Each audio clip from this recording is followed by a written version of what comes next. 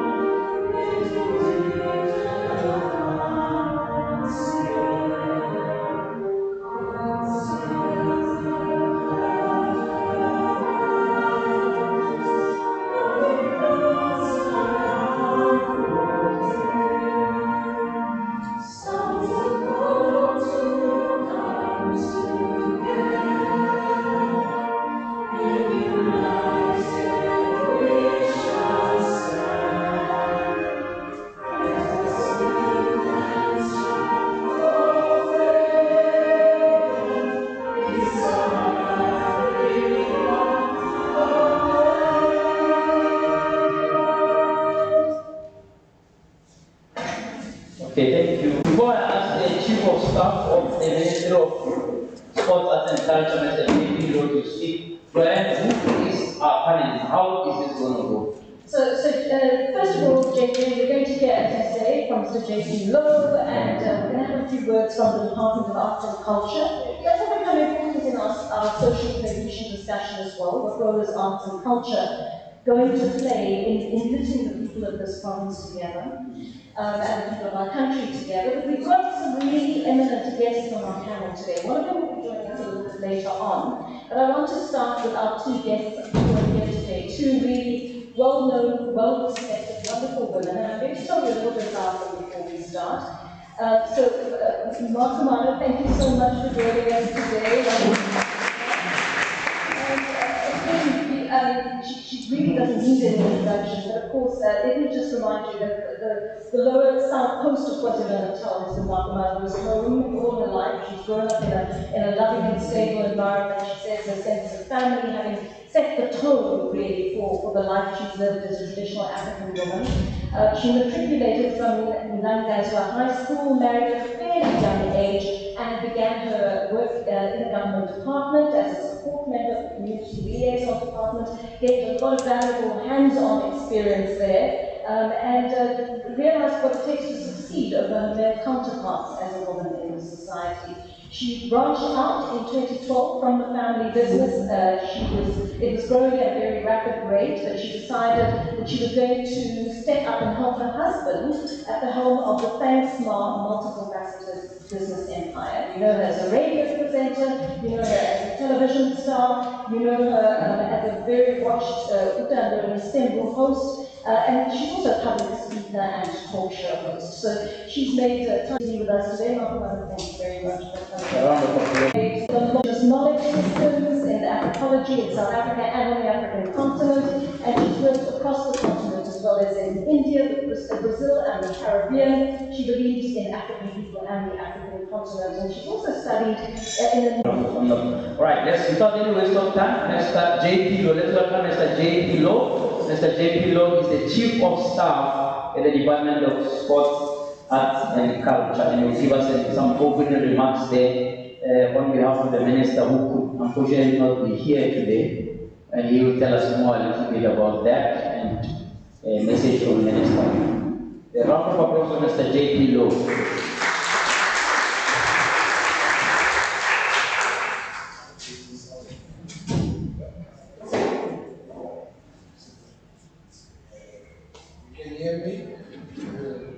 Hello? Can you hear me? Yes. Ah, okay. I can hear myself. In fact, Dumela. Okay. I want to try again. Dumela. Okay. Not bad. Dumela. Okay. Sanbona. Oh. Yeah, I was told that when I'm in KZN, I must speak like a KZN. I was testing that. And I was also told by the convener of today, the lead, that I must only take 5 minutes. So she'll have to forgive me, I'm going to take a little bit longer than that. How many of you have been to funerals? All of you? Yesterday? Okay. And were you singing then? Not? Yeah, my African singers everywhere. I think I want to appeal, I want to steal 5 minutes from your life now. Then I'm hoping it will, amongst other things you take away today, will be something you take with you as well. So I'm going to ask us to sing the national anthem again, without the music. Somebody, for example, standing like this, and even tapping like this. Right? And then I also saw somebody standing with hands at the back. And so on and so on. What I want to ask for is to share with each other this thinking about the national anthem. So that when you get elsewhere, we were told it's national prayer then. So when you get elsewhere, you also teach others. And hopefully, we say, they call it, is it pay it forward or push it forward, whatever. It's a term like that. That then it becomes an opportunity for all of us to teach each other, to say, when you do the national anthem, say that's all. Okay? So 1, you stand still. 2, you put your hands on the side. And up front, then you sing. That's the appeal I'm making today. The president, actually, is really the only one who does this. Actually. Right? Not really the rest of us. So, I think we'll maybe take us 3 minutes. If everybody can just stand, please.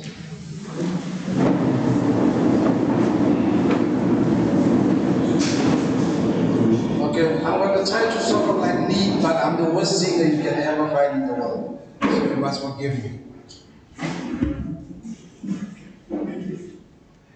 Everybody will be here.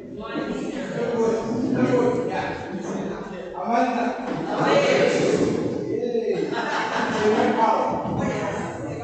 Please remember again. can all please just stand, hands on the side, and we render the national anthem. No moving around, no flipping, right? You can't have to an extent forgive the camera people, but everybody else is connected with us. Can't hold it. Sir?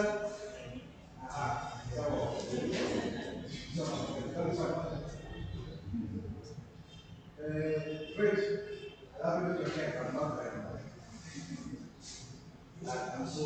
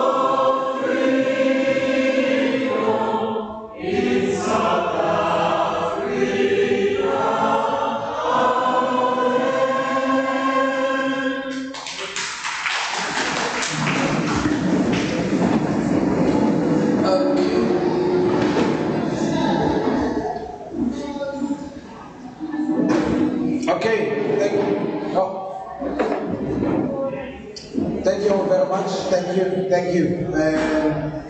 Thank you. So please share that with others. Let's do that thing. All right? And share with others and get this thing happening. But thank you to JJ and Joanne. Thank you really very much for being here and agreeing to be our facilitators at this occasion. As was indicated that Minister Nathi Mthethwa, you know, like all of us, we have bosses. And I'm going to stand in the light. And your cable doesn't really matter.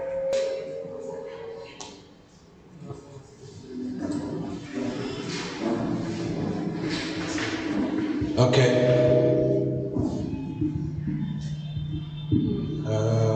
Works? Does it work? Work? Okay. I'm hoping my voice will do justice to the story I want to tell. And Delene, my 5 minutes starts now, by the way.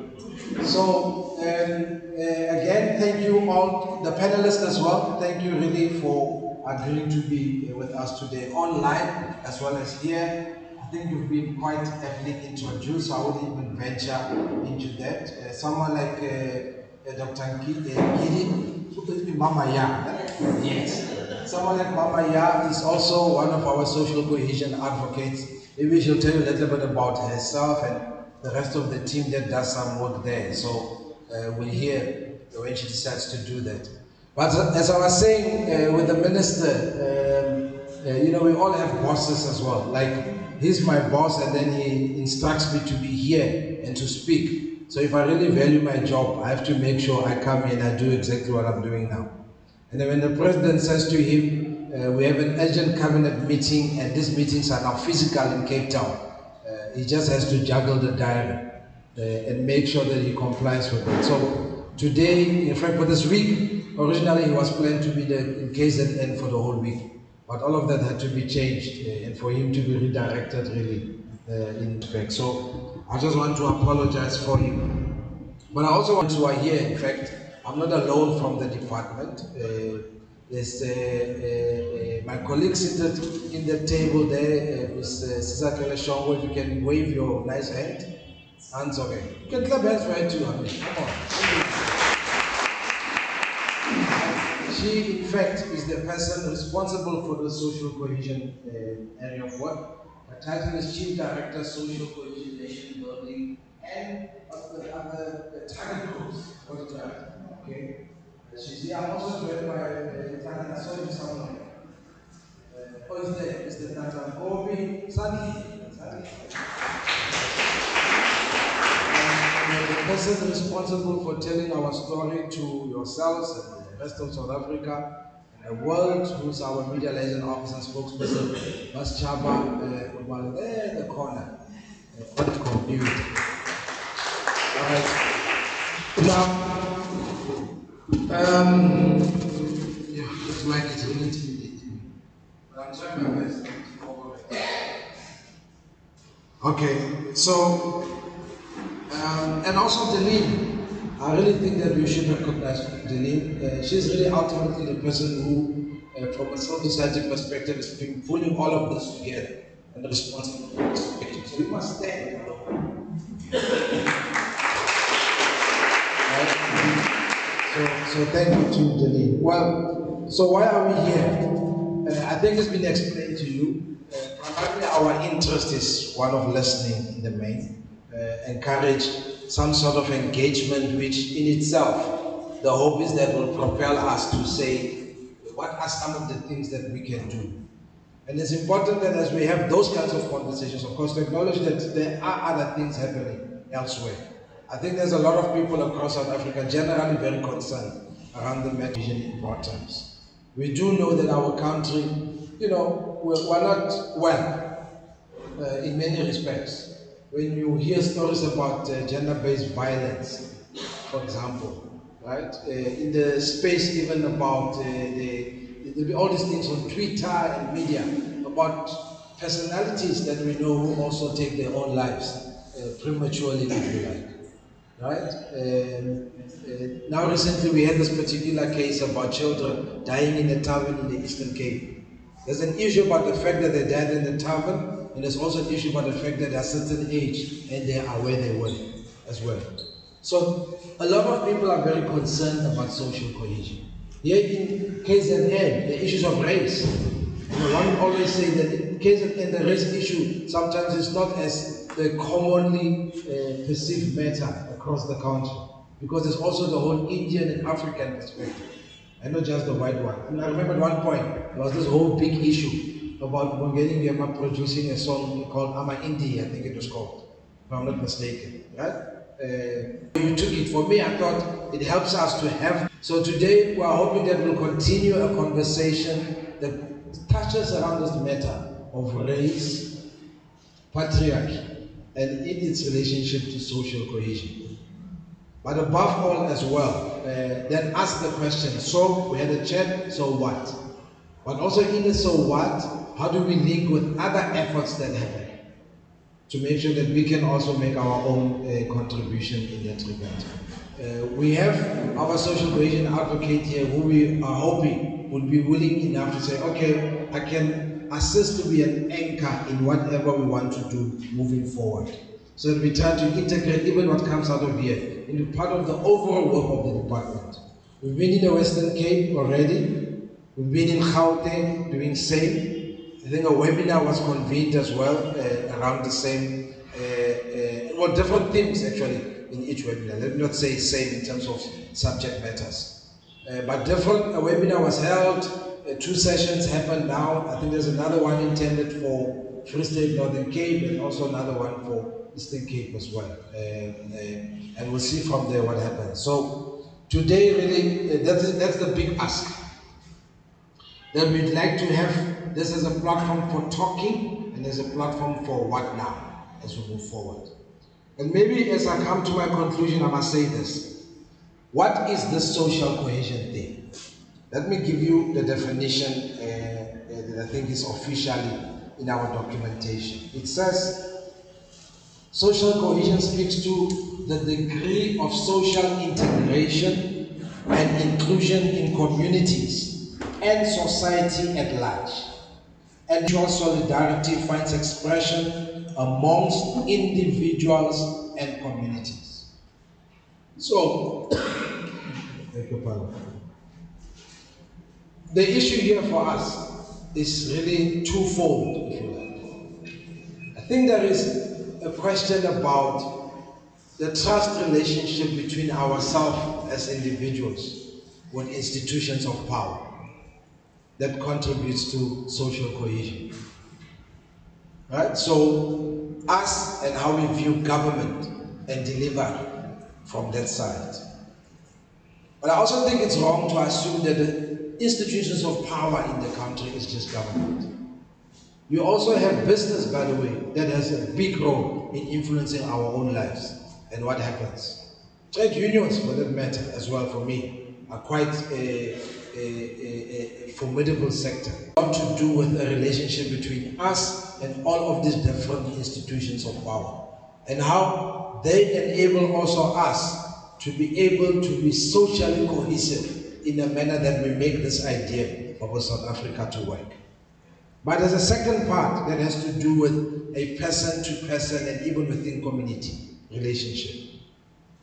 That has to do with the fact that when I'm a parent, whether I invest in my child understanding any other language than English, for example, so that when they go out there, they're able to socially, cohesively engage with fellow South Africans and make the country work. When a man decides to behave in a particular manner towards a woman, you can't say I blame government performance, for example, for the fact that a woman, I treat my sister in a certain manner. I would make the argument that it can't end there. So the other part of this has to do with us as individuals. What we see as our role in making social cohesion to happen. And in the main, that's part of what today's dialogue is about. That notwithstanding also all of these other elements, but also in our individual self, what can I do? What can I contribute? That is the question. All right, so I'll leave it at that, not go into the theme and the likes. I think we're in particular detail. But on that note, thank Joanne and JJ. Merci beaucoup.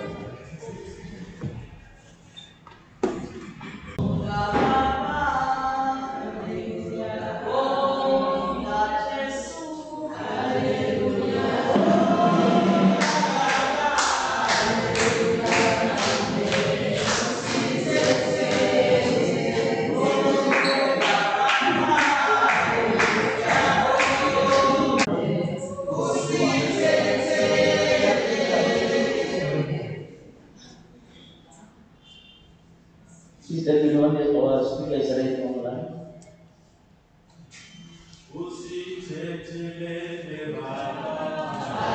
Hallelujah.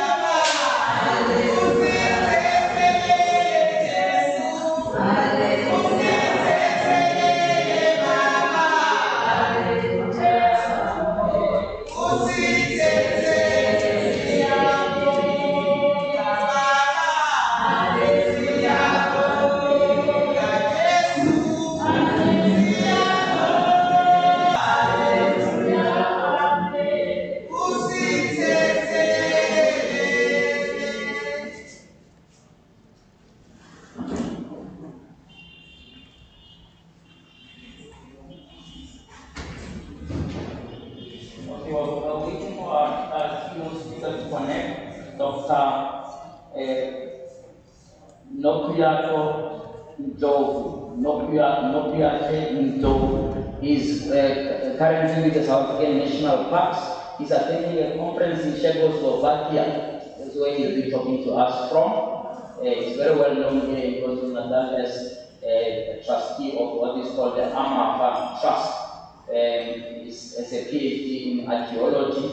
He's done a lot of work in anthropology. So quite a high-level speaker who's going to talk to us about today's topic, and then we're going to get our two panelists to join the panel straight thereafter to respond to this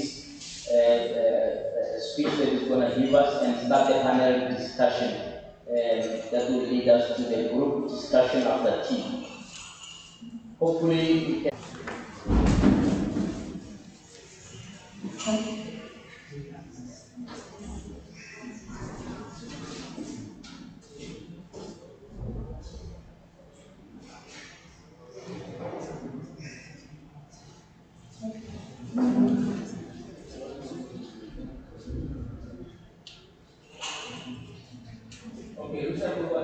Never promise us. I'm going to ask our panelists to take the stage and we start the conversation while we're waiting for him. If he joins us, good and well, but I think between our panelists, we should be able to get on with it.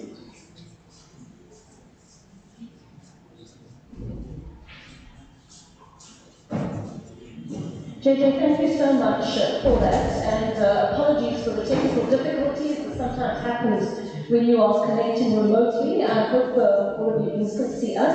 I'm going to ask my two panelists, in fact, let me move over here, and let's ask Mamanya and Makumano to please join me on those two seats, so that we can begin our conversation. I think Mamanya has just stepped out for the moment, but essentially what we're going to be talking about is how we can start working towards the social cohesion in our province. What has prevented it in the last few years from taking root? Because we know there have been social cohesion efforts, but those have largely happened in small pockets. And there hasn't really been a nationwide kind of galvanizing into this. Now, may I ask you to please join us on stage, because I think we need to launch into our discussion at this point as to how we are going to bring into effect social cohesion within the context of KwaZulu-Natal and the country. So I want to start by asking both of you, first of all, for your impressions of what the state of social cohesion is in South Africa at this point in time. Makumano? Greetings everyone. Mseleku. I'd like to greet the government department and his Pambili, and also thank you for affording me this opportunity to come here and contribute into making a change into social cohesion. To go back to your question, I believe Uguti, and everyone will agree with me, Uguti, in one way or the other, everyone has contributed in the state of the social cohesion that we are faced with right now. I'm coming from rural areas.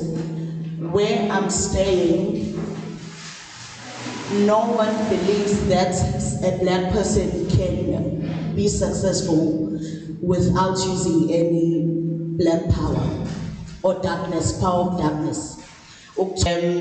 So already I'm no longer supporting another black person or another person next to me, because I believe that whatever that they are achieving those things because they are things that they are using. It just cannot be that you will just be successful. It's something that is not real to us, you know.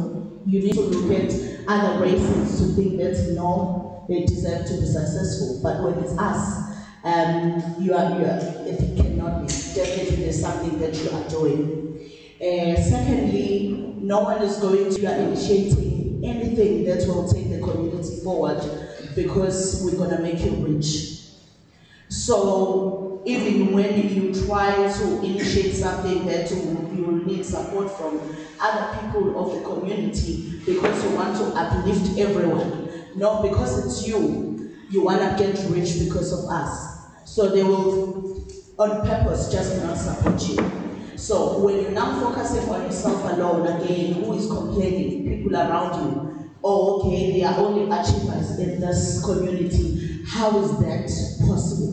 So it means we are opening doors and then closing them when we are inside. Whereas that is not the truth. The truth is we open doors, we try our level best, but you just cannot support another person because you're going to make that person rich. So I believe that we have contributed because we do not want to accept the fact that in order for us to go forward, we need to hold each other's hands and move forward together. So if we can also understand that if one is in front, the stadium, I'm sure we can achieve something. But for now, it's so difficult, especially in the areas where we're coming from. I want to also at this point welcome our Inanda FM viewers who are listening from home or in their cars, wherever they are. Thank you very much for joining us.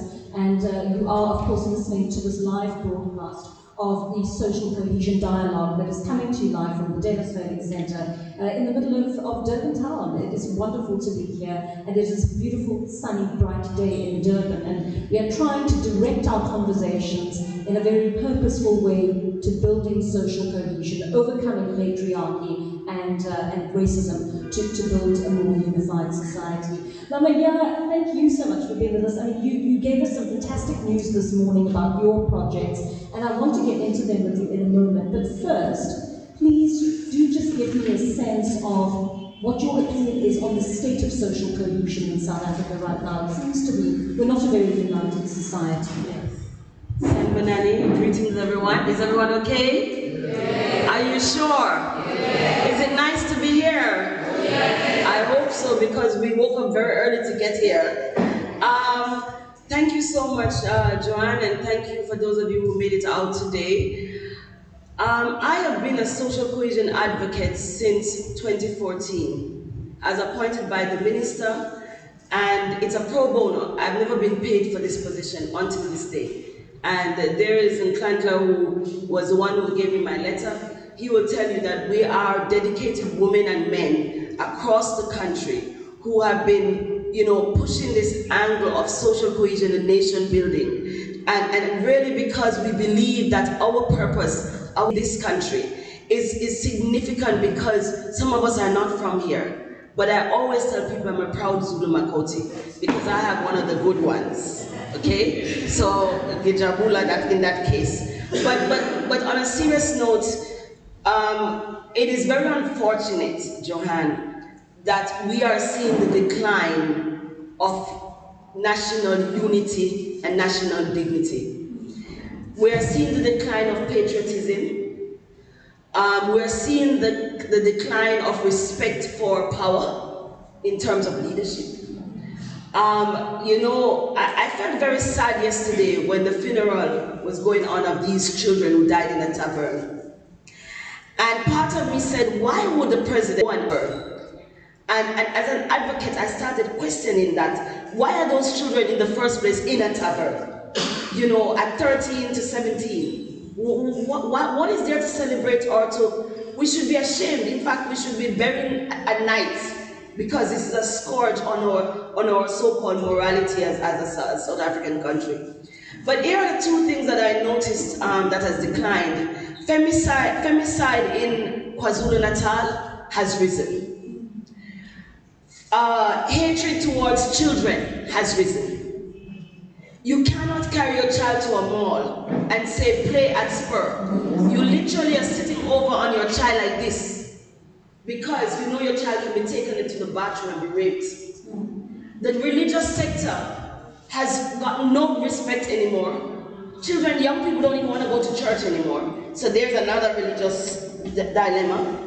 Spirituality, we see here, everybody is now becoming a Sangoma. As they get one vision, they start becoming Sangomas. Then we have these misguided people who are guiding spiritually in the traditional sense. And so for me, I wish I could sit here as a social cohesion advocate. When Indian women and men are still calling black men boys and my girl, I mean, those are some of the things we have not grappled with because we have been a dishonest society. And here's the problem with that, because we are adults in this room. Because we have been dishonest, children live what they learn. And children have been learning deceitful behavior. And I think if anything we do today, we need to have the hardcore conversation. I know African people will never ever go to a meeting where Indian people are, because they tell me they're gonna take over. Not to mention white people come into these discourse. We hardly get them because, again, they're in their superior minds, white people don't believe that they have anything to settle. So we have a problem with this whole thing of social cohesion. So my approach is about social inclusion. And social inclusion starts with your mentality. Social cohesion starts with when we are in the car, we don't say things with the children in the back that say, Abelungo, Aish, hey, we are Klupa, these Indians. In the car, the children have heard that from us. And so we have embedded this disdainful thing in our cars.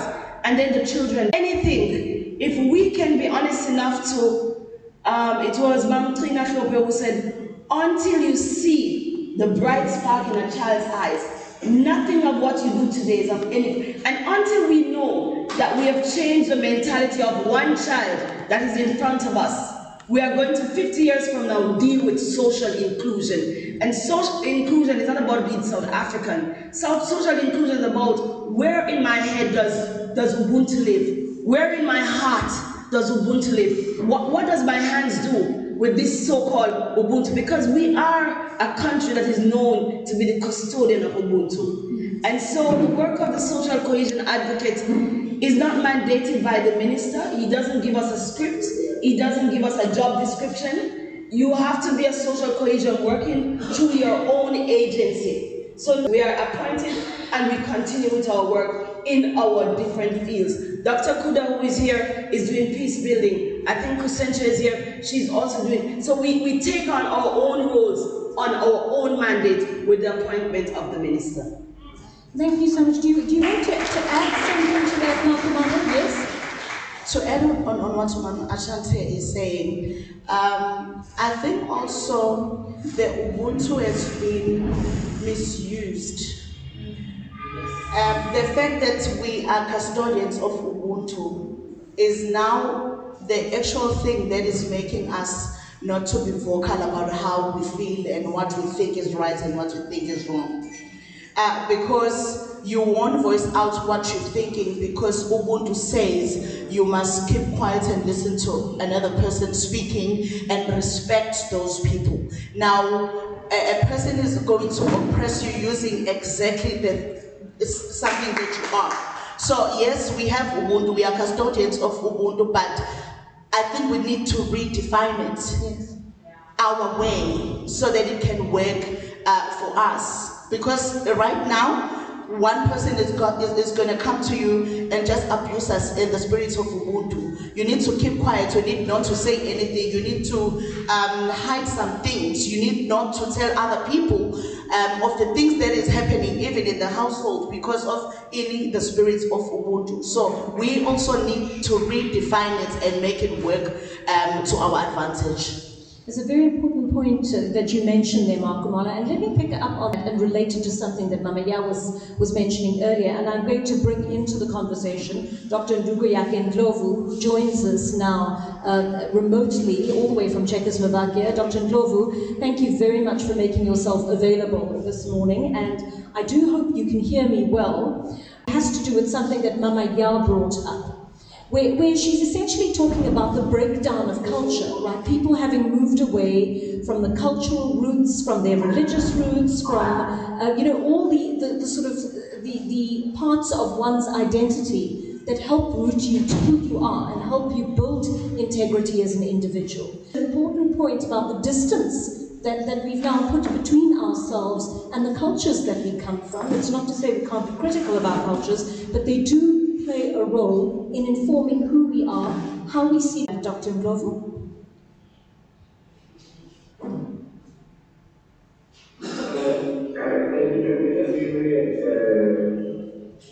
Moment, I'm trying to hear the questions. I can hear them, but not very clear. I'm just trying to connect to the YouTube All right, not a problem at all. We'll let you work on the audio there so that Dr. Ndlovu can hear the questions a bit better. But let's go back to that question. I mean, the question of culture, we know that culture has played a role in our lives over the course of our childhoods, perhaps. But in recent years, there is that breaking away from it, right? There is the introduction of other cultures, in fact, subcultures that become dangerous, so that they may not even be identifiable as cultures. American culture, for example, we know is not a culture, it's a subculture, right? And the values that it brings can be damaging, but that's a lot of the media that our youth consume, for example, and we consume as adults. How do we deal with that, with the various different types of cultures that are impacting on our people as we become a globalized country? Go ahead, Michael. That's exactly what I wanted to go to, because I've been observing not just our youth, but I would say South Africans.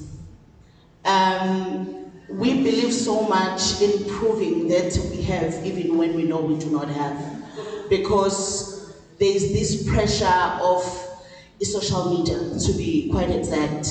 As you are mentioning, American cultures, our children are struggling, you know, and they believe that even something very silly, their beauty, they define it based on how Americans define beauty. They do not believe that we have something of a substance as South Africans. They are not proud of who we are. They are changing day by day. You know, the fact that Israel is towards a fourth industrial revolution is good, but it is also killing our culture and killing our nation, because there's a lot that is happening that they believe it's like this is how things should be done and this is how things should be. Whereas they are losing themselves, you know, they don't even want to listen to you when they feel like you don't understand them. So I always say this to my children and other young people in my area, that we need to listen more to these children as we are trying to raise them. We don't have, you know, to be harsh and to try to be forceful into trying to implement things that we believe are working. And also the fact that now we are living in a different, we're living in a different times, whereby they are looking at so many other things. And now you need to be sure when you are trying, you know, to instill something in a child, to say, this is where I'm coming from, this is what you must take, but don't force it into their heads. What you can do better is to listen more to them and understand where they're coming from and what do they know, what do they think they know. Then I think in that angle you'll be able to know how to address them better, because now you know how they think, because they're just shutting their minds, they're shutting their ears, they're shutting their eyes when it comes to listening to us, because they feel like we do not understand them. If we can try to understand them better and to understand that the times have changed as well, I think it will be easy to even reinstill what we think was working then, which I believe is still working. It's only that now no one wants to use it anymore. Yes. Mama, yeah, I mean, Mama Kumalo is really alluding to a couple of things that take us back to our topic about patriarchy and racism, the kind of cultures that children are being exposed to in our country and on our continent right now suggest to them that they are inferior, that they are ugly, that they are underachievers. It suggests to them that adopting that way of seeing the world is far more beneficial to them than embracing their own cultures. And I'm interested to hear from you, as someone who is intimately involved, particularly in this project with orphans who are going to have to soon leave their orphanage after the age of 18 have so little time to reintegrate into society and find themselves.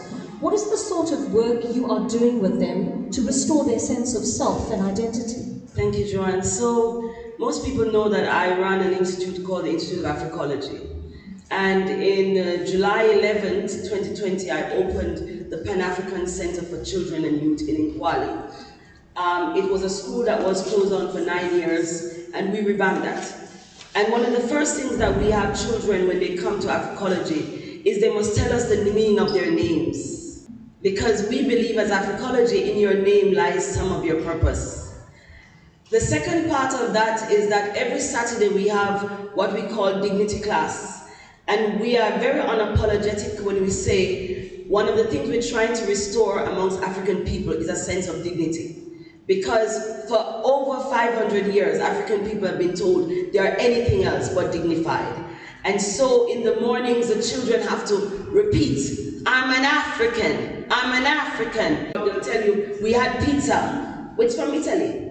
We went to Chinatown, they ate Chinese food. And they will tell you all of this in New York. But South Africa, for some reason, and KZN and Durban in particular, has decided to be ashamed of diversity. Has decided that we don't want other Africans in the African continent, in Africa here. And those are some of the Afrophobic tendencies that has also caused South Africans who are native to the land to be very ignorant and arrogant in the fact that they really don't know that they are Africans first. And so Africology is seeking to do that. Every year we do a circle. And this year we have decided to zoom in on boys between 13 and 18 in orphanages. Because these boys, when they leave the orphanages, they actually have to find their way after 6 months. Where? To who? And we need to stop this idea that young men will eventually end up in prison. Not under my watch. And so that is what we are going to be doing this weekend with the mayor of Durban at the Africology Center. The whole aim of Africology is to give what we call Nguza Saba. The first principle of Nguza Saba is umoja, that we must strive for unity as African people. The second one is Kujichakulia, which is self-determination. We must determine what we want for ourselves, not for now, but also for the future. Because all of us who are sitting here, we are borrowing from the future. And when you know you are borrowing, you know the time is going to be up for you to stop borrowing. Young people are going to claim their stake. So you need to put in place. The third one is Ujama, which is we must work in such a way that everybody feels the profit, Makumalo. Because this idea that only a few can get rich, only a few, and then we say it's enough. And then with their own sweat, and then we say, no, they got a tender. Because no black business person can make it with the sweat of their brow. These are the kind of undermining of black wealth that also needs to stop. The fifth one is called their purpose from the age of 7. By the time they get to university, it's too late. The sixth one is Kumba. Kumba talks about creative. Our children do not even know how to use their hands creatively. And most South Africans, they want it on the table. So here are the Africans who come in and they zamas, they fail, they try again. But South African says, Ulemeni didn't give me what I want. So the last one is Imani, and that's about faith. To have faith in our leaders, to have faith in our parents, to have faith in our community, that we must win the struggle over femicide, gender-based violence, patriarchy, racism. We must win this, but we cannot win it if we're undecided what this social cohesion is about. Makumala, I'm interested to hear your thoughts on how culture, the role that culture sometimes plays in enforcing these prejudices. Because culturally, racism is something that can be handed down. We often racially stereotype each other. Mama has given us examples of Indo-African tensions and what we tend to say to children about other races and how we pass that on. Certainly, gender-based violence has become a feature of so many cultures where patriarchy is very strong. Homophobia is an aspect of that, Afrophobia, xenophobia. There are many, many sins committed in the name of culture. How do we navigate that, where we learn respect, or we are able to draw the usefulness of culture, but at the same time objectively assess it so that we are able to have that honest conversation about the damaging aspects of culture too? I sometimes look at culture and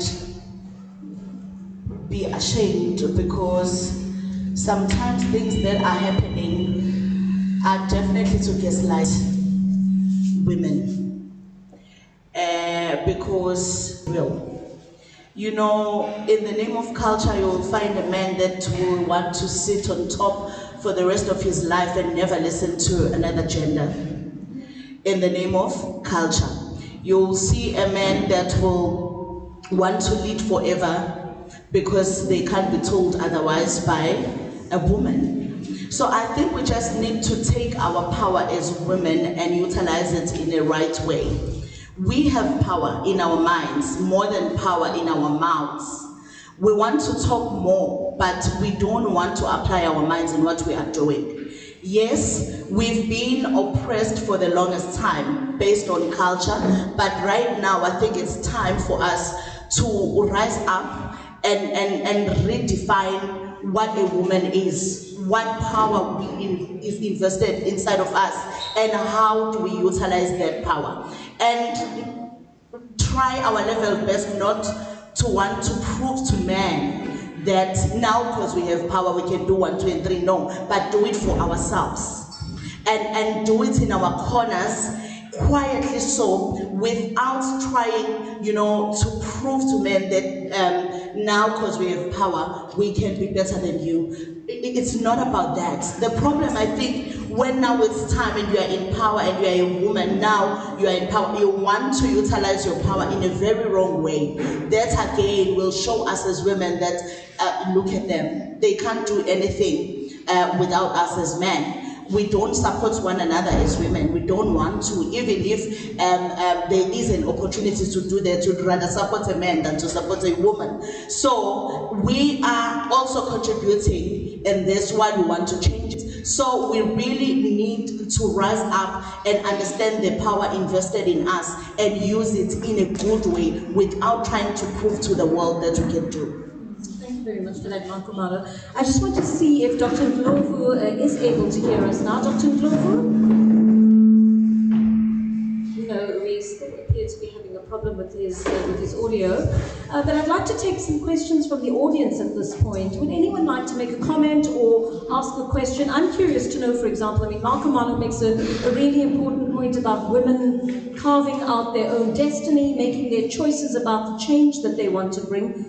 But is it that easy? Do you find it easy as a woman in your community to do that?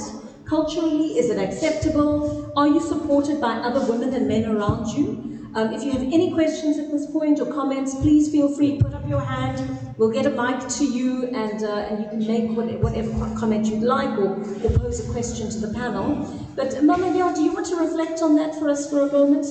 Do women actually, I mean, it's easy for us to have this conversation. Sitting here in an urbanized area, we have the first women. It seems relatively easy to us, even though we do face structural patriarchy and racism, right? So the prejudice is into. Okay, JJ, can I leave it to you? Please stand up. Thank you so much, sisters. I'm so excited about that we are able to bring these things out. We can say the things that we haven't said. So thank you for the space. And greetings and all protocols observed. My name is Daniela from We Will Speak Out South Africa. My concern, and I'd love to just ask your thoughts on some of the underlying fundamental ideologies that we've kind of absorbed into our souls, as it were, around the culture of violence that we've inherited from apartheid. A society which has always used violence as the way to resolve conflict. And we've kind of condoned that, even if we don't like it, or it's kind of a trigger reaction, perhaps from generations of oppression. this, what you've mentioned, the superiority of certain people, groups of people, and their entitlement to treat other people in particular ways. And the most obvious one is the inherited patriarchy and the use of religion and culture, and I speak as a religious gender activist, that has been. How do we break that? Because when one begins to challenge, defend the whole thing, because we are criticizing one or other aspect of it, and need to find ways to reinterpret those and own our own cultural and religious values in new ways. So that's just a question. Maybe we should take 2 or 3, Joanne. Yes, let's please do that. Please come. Can you just organize a roving mic? Is not going to work. Can we get a roving mic that works? In the meantime. Good morning, everyone. My name is Sneh Sibego, and Makumalo, you mentioned that nobody will assist you if you're not good within your community. But just to add on that, I would like to just add on to your point that nobody assists you if they don't know who you are. Right now, I'm standing in front of people that pretty much don't know me. I run an organization called Isisigo Soul Food Solutions, and under that, I have a project called Rape on the Street. I work with the homeless women that are downstairs. Every Wednesday or Thursdays, I come through to see them, and I provide their monthly needs to them, strictly only women, with regards to the reasons basically why they're on the streets. What is the reason that you cannot go home? And I find that in most cases, in my case particularly, I don't get assistance because people don't know who I am. I don't get assistance because people don't believe in what I do. I don't get any funding from any company, and I am an unemployed South African woman. I assist these women through my child support grant. If there's a woman that calls me and says, I need sanitary wear, I provide those women with that 480 that I should be supporting my children on a monthly basis. So it's very sad to see that as women, we fail to come together without another woman having that thought to and the spirit of Ubuntu has now become something that is forced upon us. I think that is why we're having a problem. We're no longer doing it because we want to do it and it comes within us. But now we're forced to do it. You cannot expect someone to be nice if you are forced to be nice. It's something that has to come within. And there are so many problems that we're experiencing in the sense that as women, we need to break barriers. We need to show people and show society as well as the communities that we're based in. So you know what? We are just women and we want to help others. We are women and uNkulunkulu has brought us to that point and called us to a point to, you know what? You need to help, you need to assist. Whatever it is that you'll gain financially is coming, but as women, we need to come together and support other women. Again, who's down there waiting for breakfast right now on the street, who is 6 months pregnant, who's HIV positive, that is here because they made their decision. It's something that happened within their lives that pushed them onto the streets. And as from what I've been doing, what I've found out, there's much more comfort on the streets than there is from home. Thank you for that. Thank you. Yeah, let's take a third question from Ivy.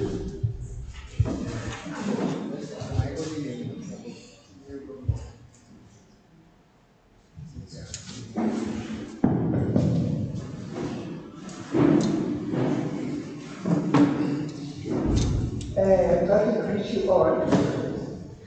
My name is Ivy. I come from Planet.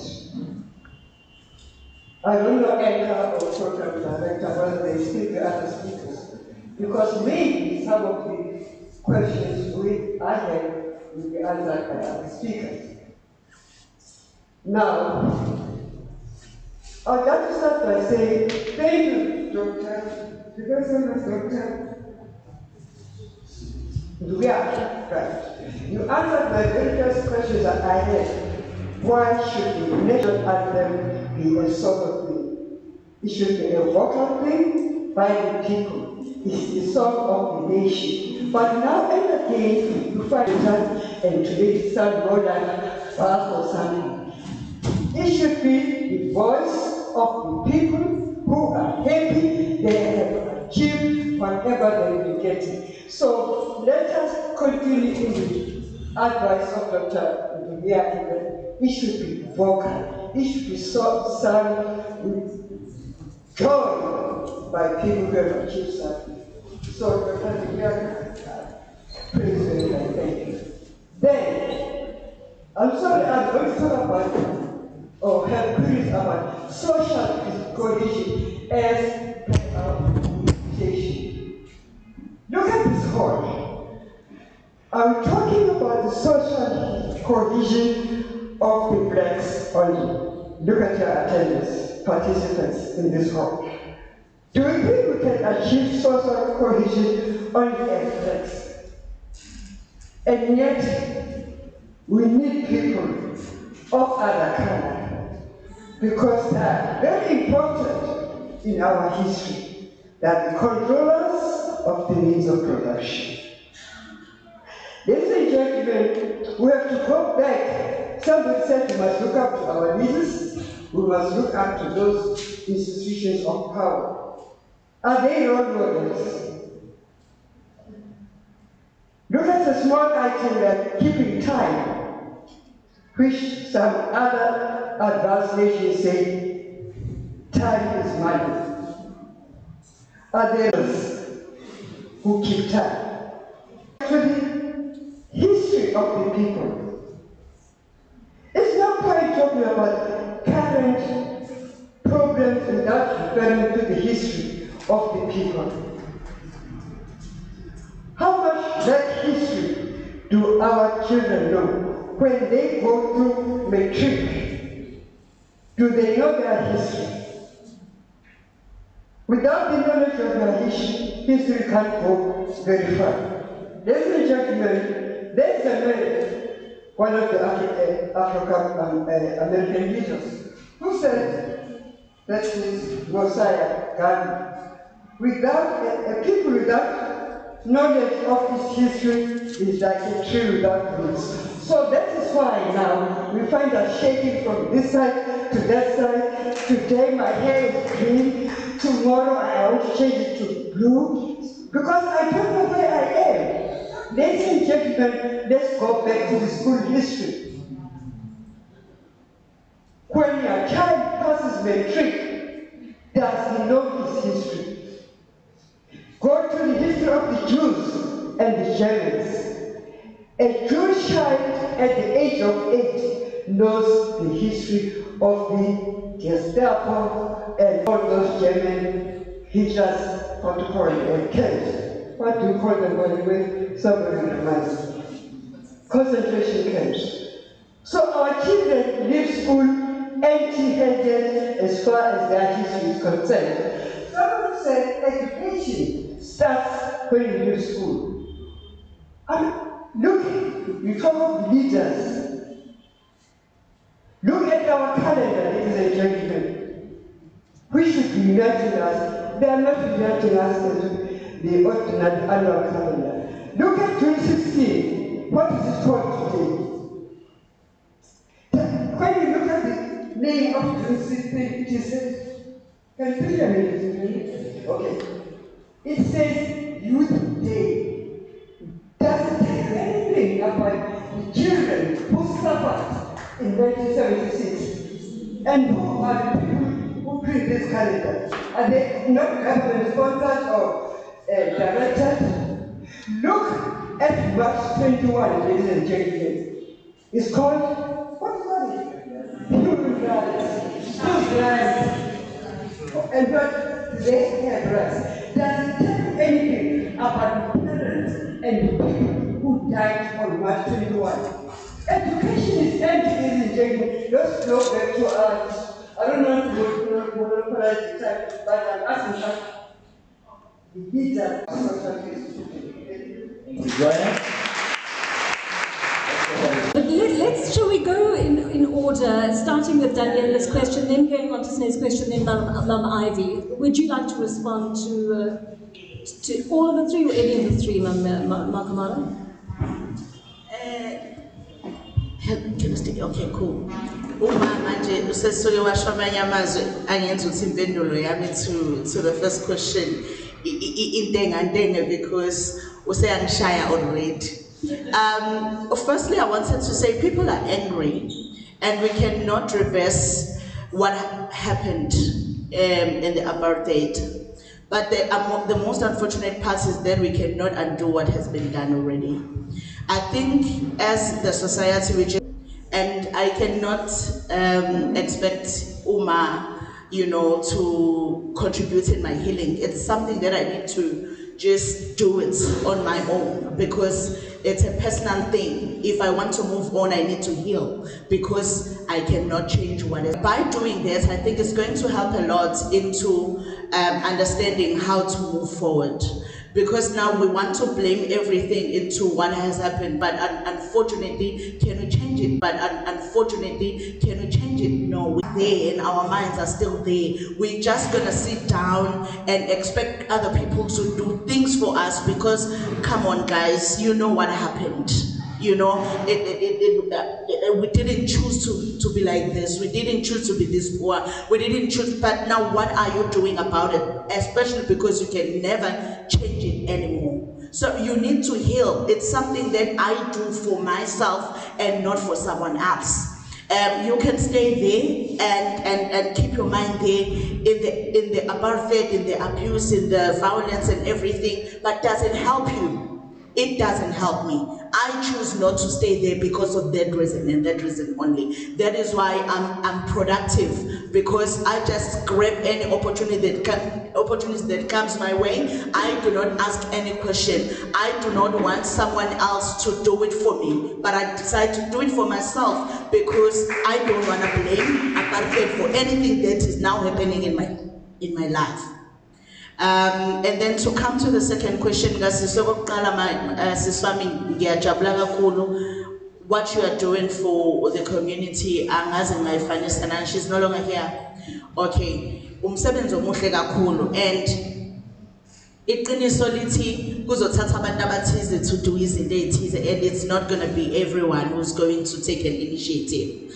And as Salel with eyodwa efanayo, ngingaba umakhumalo, but uthole ukuthi I can only assist entweni ethize, but I can't assist kwezinye izinto.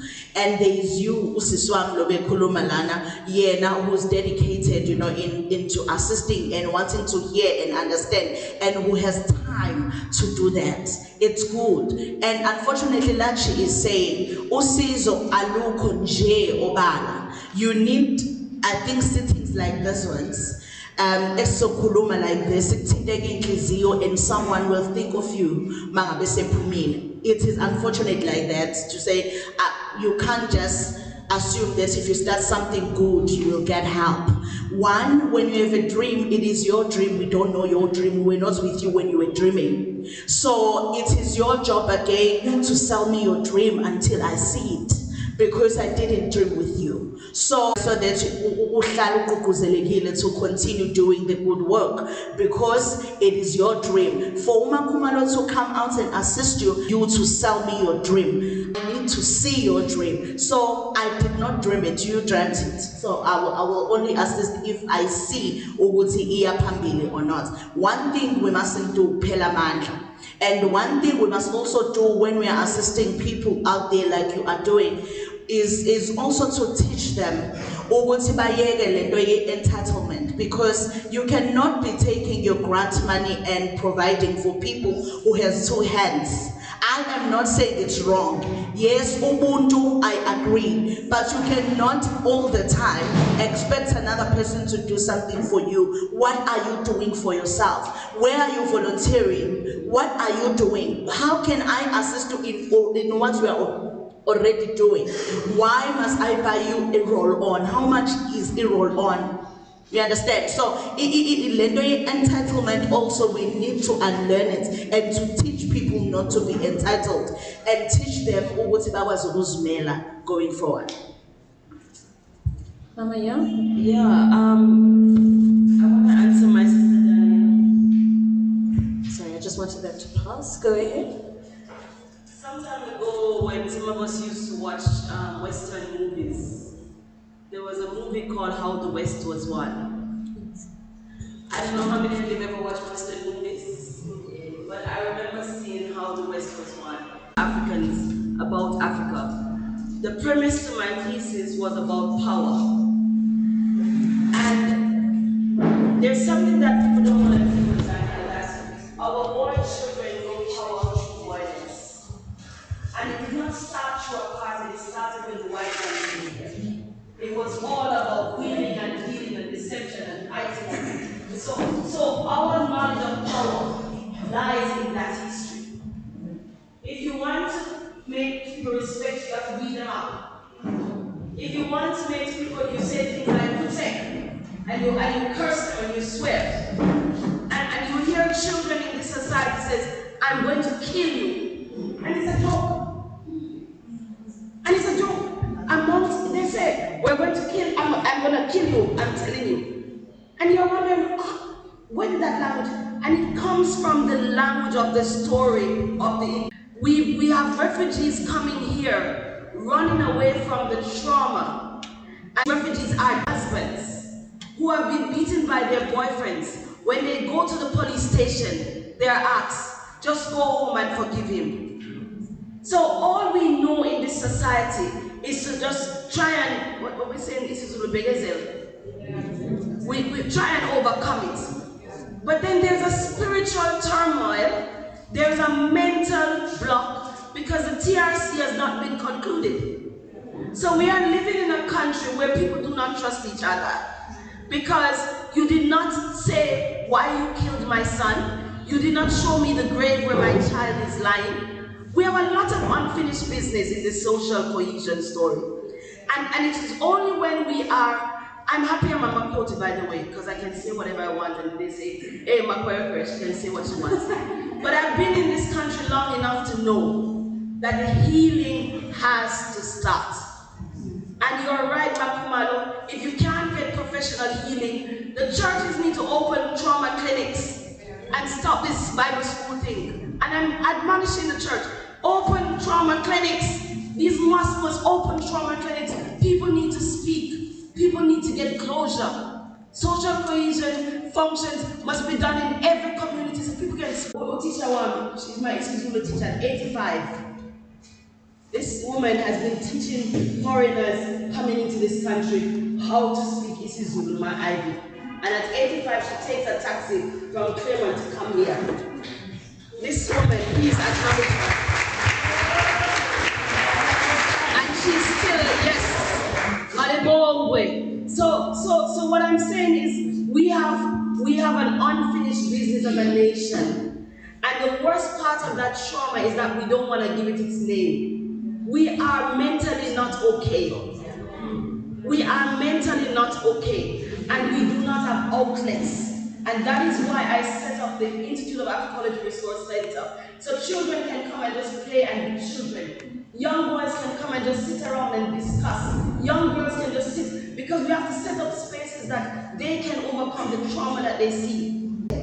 Made a huge impression on me, because I was very fortunate to undertake a search for the history of my own family, all the way back to colonization, over the last 9 years. And I managed to publish a book on that last year. It's a fictional book, but it's inspired by the life of my great-grandmother who arrived as an indentured worker here. But what it showed me, in answer to your question about violence, Daniela, is that violence is the only language our people collectively have known in this country for the last few hundred years, because it was the only language in which the oppressor communicated with them.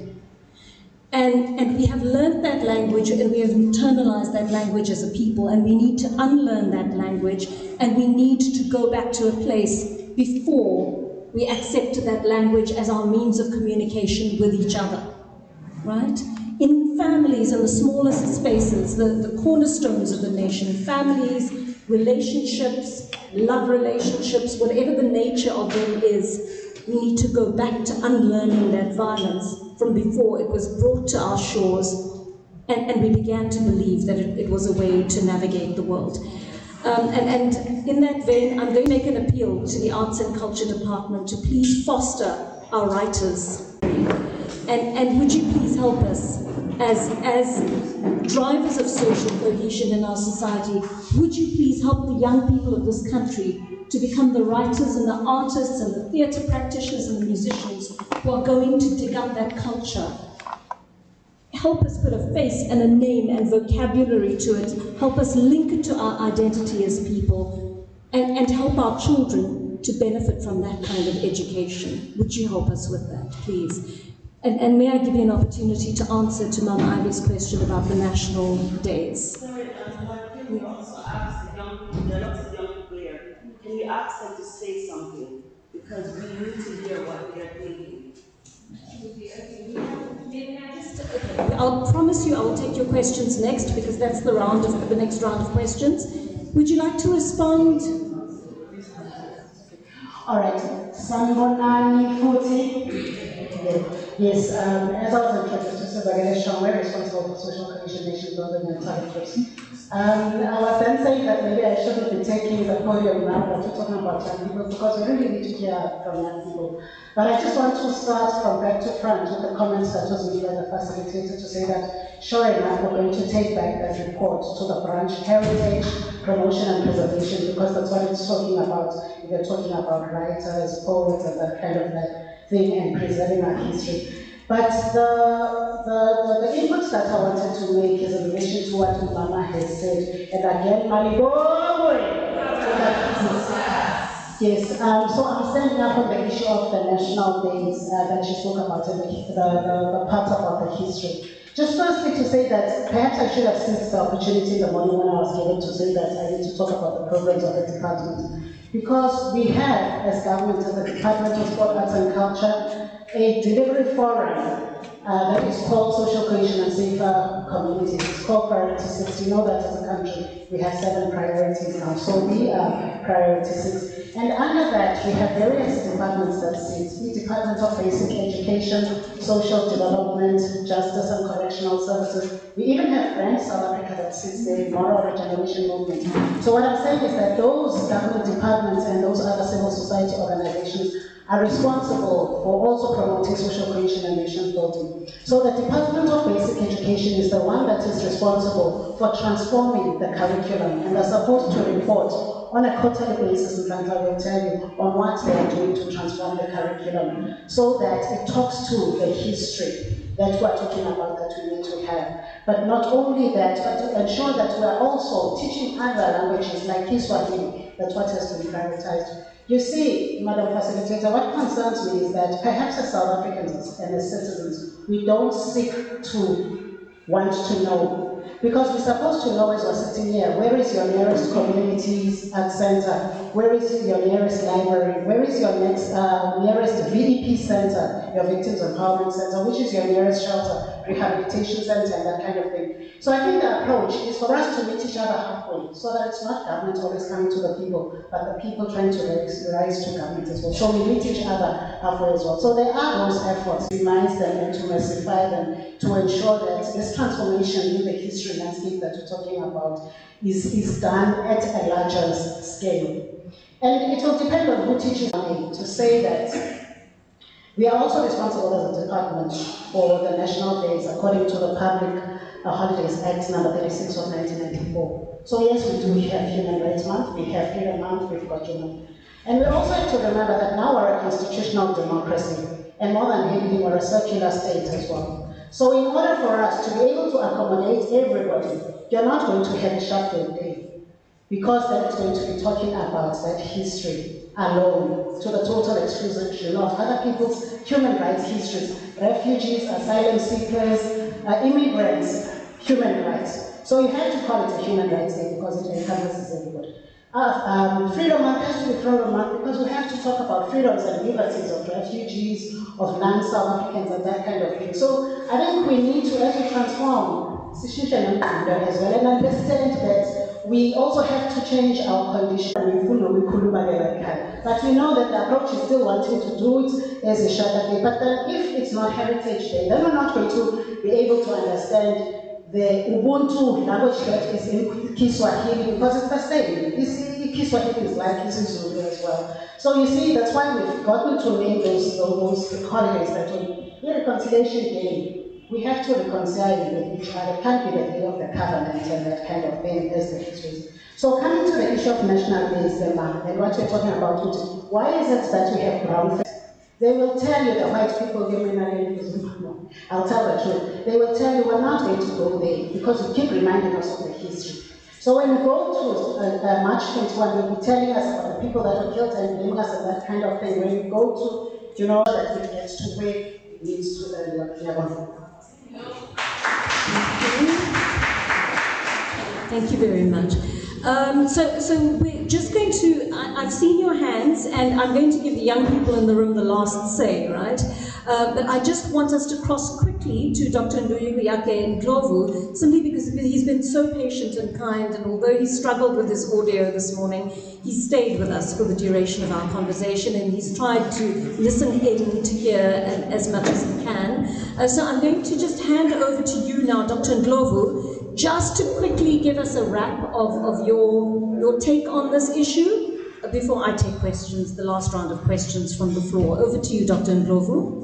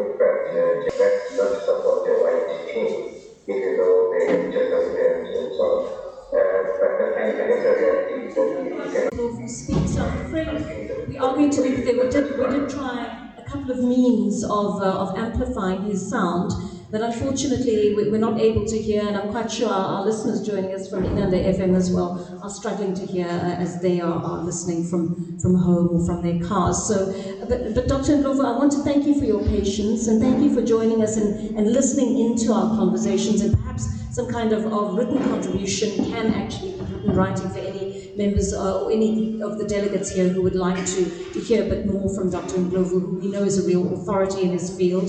And I'm sorry that from a technical point of view, we weren't really able to tap into his expertise. But I do want to wrap by hearing from the young people in the room, as Mama Ya asked earlier, and there were several young people who put up their hands. And JJ, can we do a sprint over to that corner? We'll take the last, say, 3 or 4 questions. Okay. You want to start with the gentleman closest to you who had his hand up? All right, is there someone you've identified? Yes, the gentleman with the white t-shirt. Okay. Right, we need to round off. I think we need to go to a break. So I think we're going to take 3.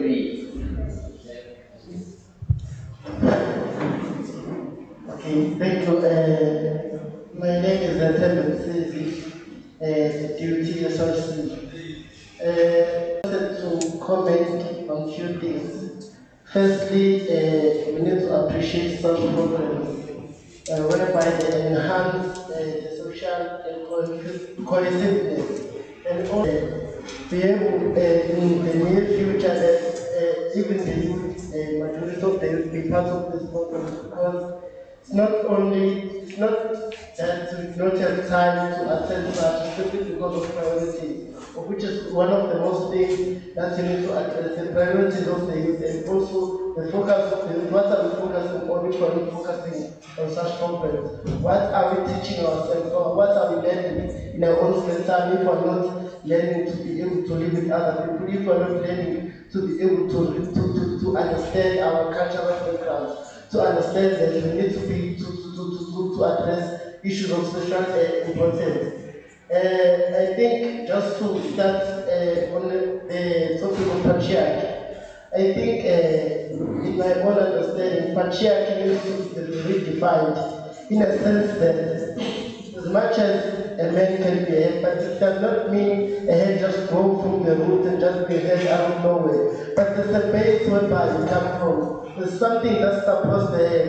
It must not be at all times that a man gets to decide or a man gets to be have power, because even undermines other people's power to even abuse women, because the mindset or the main cohesiveness with each other, whereas if you don't have unity, the main aim or one of the constituting factors is patriarchy. So what has patriarchy done? It has made men to feel superior, it has made women to fight for their own space, whereas it must never be such cases. We are all human beings and we all have one and the same strength to do what we can. So why are women fighting for their own space in the same country? Why can they not live freely without even having to fight for their existence? Why do we feel that for women to be recognized, she must fight twice than the men?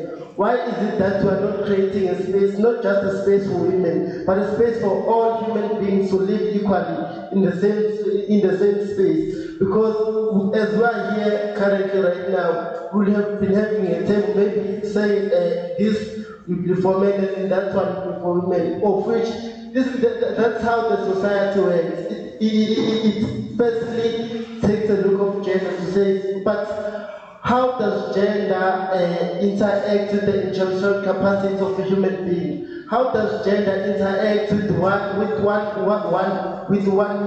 can produce in the country? What does gender contribute towards the social cohesiveness of the country? What does gender contribute to the issues that we are currently having? Because as I started my speech to say, we are having Afrophobic attacks, we are having homophobic attacks, we are having xenophobic attacks, we are having all sorts of attacks, mainly because of the patriarchy system, mainly because the main root is patriarchy. So why do we not understand that we are the reason in our countries like this?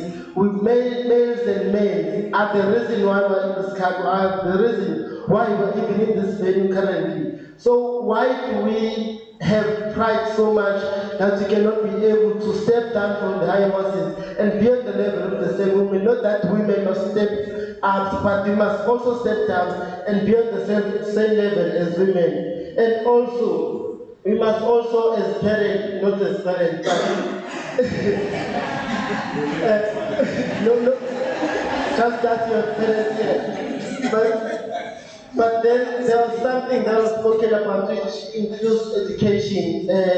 Gogola spoke something about education starts when we leave school, of which I believe if we prioritize education, because education is not merely based on an academic lecture or what you studied at school, but it's mainly based on history, as Gogo said, it's mainly based on your identity as a person, it's mainly based on your skills and talents, it's mainly based on the purpose in life. So how can we learn a purpose after school? Whereas you can be able to teach a child from a young age to say, when you come back from home, you not only do homework, but you only say, what do you want to do? What are your aims? You have like to see, I would like not only to say, you must only focus when you come home, you do your homework. Then take input, not a speech. We'll invite you to be a speech next time, but thank you. Yeah, all right. Then I have to other people. This side. Okay, hello everyone. My name is Ngidi from Love Life. I just want to add something on social cohesion.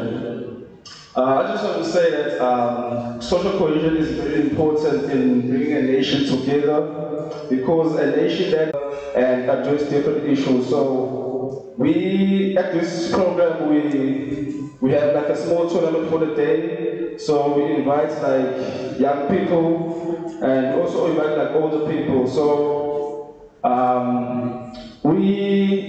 they get to engage in sports, and then after that, you get speakers to like address different issues they're facing in the community. And I think we can also use that to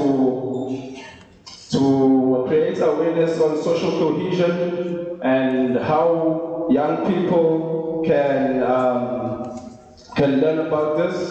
And it's very important to teach people while they're still young, so that as they grow, they get to understand a bit more and they get to like teach other people as well. You know, so yeah, that's what I was thinking. So teaching young people is very important, because if you teach them, you're actually improving the society, like the future of the society, because the young people are the future of the society or the nation. Yeah, thank you. Thank you. Any other voices this side? All right. You sprint across the room, JJ. Anyone else? Oh, we do have. There is someone here. Okay, we're gonna take 2 last inputs before we go into the group discussion. Brief. Good morning, ladies and gentlemen. Good morning to the speakers. My name is Mseleku from Keynote Research Institute. I'll be brief. The most important thing that we need to change when we speak about social cohesion, we need, Dr. Ngidi spoke about changing the mindset of the kids. It also starts from home, where you tell the kids that you need to be proud of who you are, regardless of your skin. Respect is very important. But there's an element that I think we need to address when you speak about social cohesion, is the media, because the media play a big role, in particular to us, the youth. We are more on our cell phones, and a lot of things are being said on social media that influence our mindset in such a way that it creates a resentment towards other people. For example, you will have us as youth being told that you can't access A, B to Z because it's being reserved for a certain race. In that, we start having those groups that we need to come together to fight a certain section of society in order to access certain things. So it starts from home, and then media will need as well to come into the party in building this nation in going forward. We've seen how media played a role in seeing us fighting with our African brothers, which resulted in xenophobic attacks. So I think media will need to play a role, and we change our mindset towards the media. We need to scrutinize certain things that have been portrayed in the media. Thank you very much. Thank you very much. Let's go ahead to Mr. Mohammed. Yes. Sorry? There's someone else. I'll come.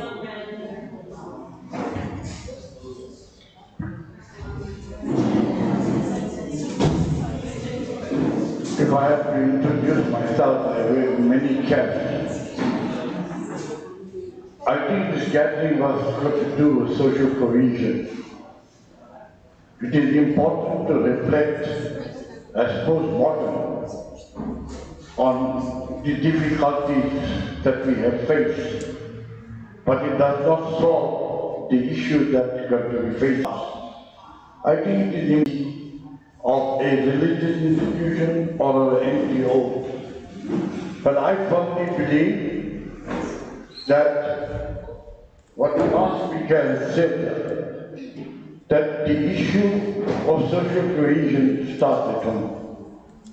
Your education is at home. Don't blame the teacher and don't blame the government. It's we as adults who to play our role in society. Is what we teach our children, is what our behavior is the learning cradle for the children that we have. I may now get a bit difficult, and I'm going to get very, very candid about this. We that all are sitting here are not captains of industry. We are not the major NGOs. We are not the religious bodies. And we sitting here is another talk shop that I have seen in the last 10 years. As you know, the KwaZulu-Natal government formed the social cohesion 7 years ago. It hasn't even started crawling. They haven't even dreamt about what they're going to do. So, with due respect to the organizers for today, where are we going to go from here? Are we going to wait for another catastrophe? Today we're celebrating a year of the riots. What a coincidence that we are meeting today. Are we going to sit with social cohesion as the blame group to say other people are to be blamed? To blame the apartheid, blame the government, blame the teachers. It is very, very important that the way forward, from my perspective for the government, is to get the NGOs and to get the religious bodies. And one of the religious bodies is the KwaZulu-Natal Interfaith, which I happen to be fortunately the vice chairman. I have the largest mosque in the southern hemisphere that is just directly behind us. I'm in the 1860 Heritage Center. And I'm also with the dentist surgery, so I wear very caps. My take on this for social cohesion is the first step is from home, and the best medium to get is to educate our children. And let's be very, very honest, and I think one of the speakers has said, the panelists. I'm a Muslim and I have a division of 7 different rituals. The youth stand on the corner and say, do I go to this mosque or do I go to that mosque? So my problem is, I might as well take no worry, no sorry, let these people sit and fight their life. So we are indoctrinating the wrong message to our children. So our religious leaders need to be blamed. Likewise, in the Christian community, you've got the Catholic, you've got the Anglican, you've got the Protestant. And we are a fragmented, divided society. And until we do not sit and inculcate into our children the word is humanity. If you are going to say black, white, and Muslim, a Hindu, a Christian, a different language, different rituals, then you are further dividing the community. The best means of attacking is the child has to be inculcated with the values. The values that we have been grown up with. Today, the youth is contaminated with the media and contaminated with things that no human society needs to accept. So my take to the arts and culture, to the government to take, is to get the NGO religious bodies, not that organization that was formed 7 years ago where there was a committee of 100 people. And let's have an endeavor to look for a map forward. And I also like to take on the basic education, that if we do not have the proper curriculum for the education of the child in school, then he's going to grow up with his own mind of hatred and division. At the end of the day, we are responsible for the division that we are seeing. I think we're all going to get a chance to talk, but I want us to go into the group discussions now, because we're going to run out of time. All another talk show. So what we're going to do now, and I think we should do that because of the time, is that in our groups we're going to answer 2 questions. Remember, the broader things are patriarchy and race, and how those affect social cohesion going forward. So what are the 2 things? And you must discuss in your group. Upon somebody is going to be the coordinator who will also talk on your behalf, right? And answer just those 2 questions of way forward. What needs to be done on patriarchy? Come up with a big idea. 2, what should be done on dealing with the race, right? Linked to the economy and the upliftment of society, right? Just 2. Don't try to save the whole world. You will never save the whole world in one morning. Just forget it. Just 2 things. Because if it's 2 times 10 tables, it's 20 already, right? And Mr. Mohammed says they met 7 years ago and people have not even started dreaming about what they're going to do after that meeting. Let's not be like that. We take the 2 ideas and then we're going to get a team out of here. That's going to make sure that those ideas don't wait for 7 years. And they can convene proposals, convene some more NGOs and so on. It's always going to be start somewhere. Somebody has 5 minutes. That should take us up to just after 12:30. 12 minutes. 30 minutes. Let's say 30. Well, I say 30 minutes. Right? Because you only have to come up with 2 big ideas in your table. Right? We're not going to break until lunch. So I hope you are fine. Nobody's collapsing. But if you need intervention, just tell us and we can organize you a cup of tea. But now let's start now with the group discussions. Pick 1 person in the group, and I can all ask the panelists to join any of the tables, right? Pick 1 person who's going to help you to coordinate, answer those 2 questions of way forward. If there are only 2 things you want us to do out of here, what are those 2 things? From there, we'll come to your table and say, tell us what you want on your table. People discuss, we go to the next table, every table will have a chance, and then we take it from there. Okay, let's go straight into those group work. Now, 80 minutes.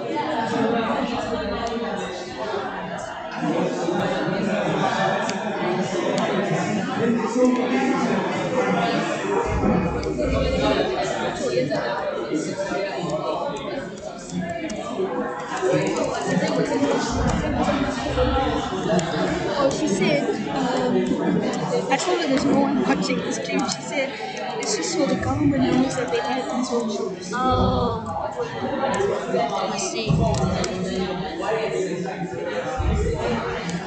I wonder why this cam don't work with it, with the thing. Because the HDMI puts.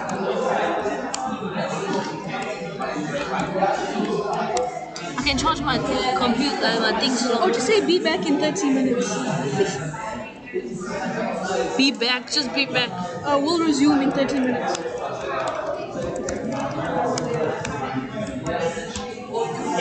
Okay, it resumes later.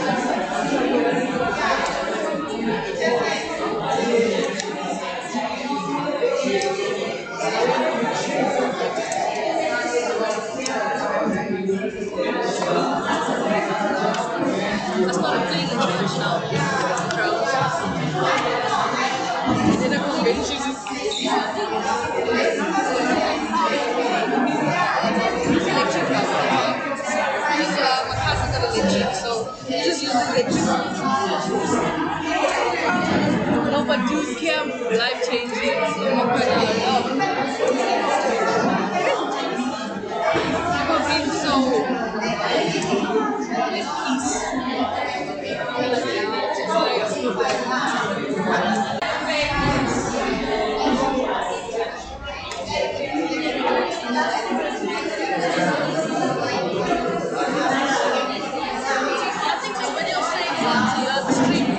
live stream. No, it saves into YouTube. Or I can even go get substantive films and cut it. You want to? Do you want that for the next speech? Is it like ads we should take? It should be like video. So you can have like editing videos like clips. No, for the program videos, no sound. Just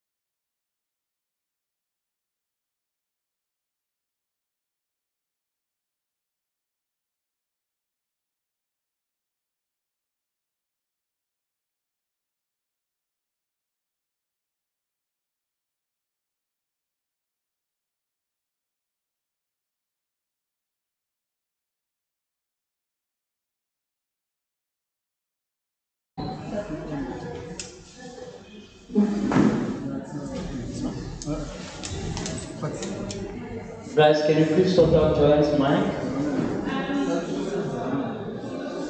All right, I'm gonna take one.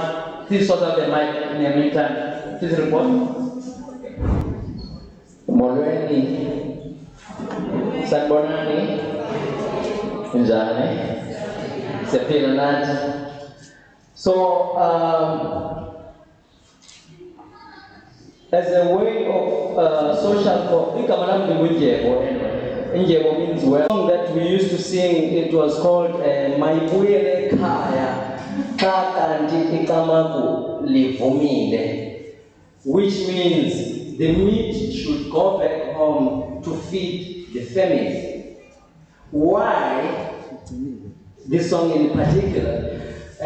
Long back in the ancient days, men were the only ones that were actually doing sacrifice in the mountain, and the meat was not supposed to be eaten. They used to burn the meat. Then it came a time whereby men started now. They were eating that meat in the mountain.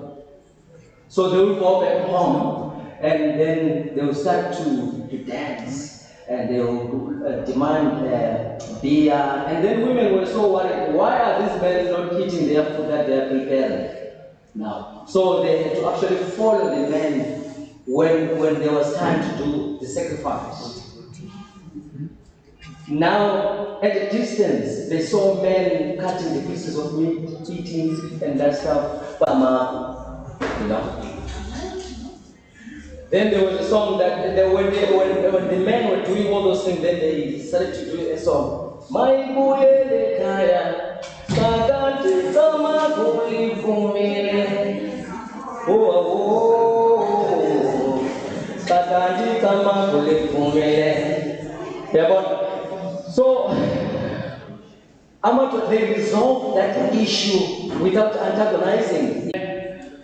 Those were the females that were composing all those songs, because they did not want to actually have more than themselves. And then there was a song, so it actually spoke of a woman who was cheating. But now this song, it means the honor of the place is there. So the women, the elders should actually really lead us the way by the way of doing instead of actually backing others. It's also simple things like when you buy your child a toy. If he's a boy, you want to buy him a car or a gun, something that's going to make him practice violence when he plays. But then when it's a girl, you're going to buy her a doll, which is going to help her practice empathy when she plays. So to change the gender roles, the kids should get all of the toys and play with all of the toys so they can get that balance between the masculine and the feminine. War, I'm a strong man, and so that even transgender people, LGBTQ people can have a space and understand themselves. Well, thank you very much, Joanne. So the name JJ. Hello. Why do women do that? And you're going to summarize this for us in 2 minutes. Sharon. My name is Amanda Zane. And me and we first struggled to have answers or solutions to the problem of social cohesion, mainly because so coming up with the Prof with the solution.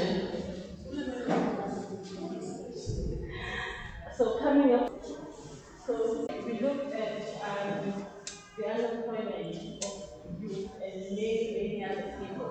There's just too much. There's too much, and it's divisive. Why we can spare that rather than. So we looked at this issue now. This current issue we have strikes and example Operation Ebola. Another instrument that came into the sphere to, I can't help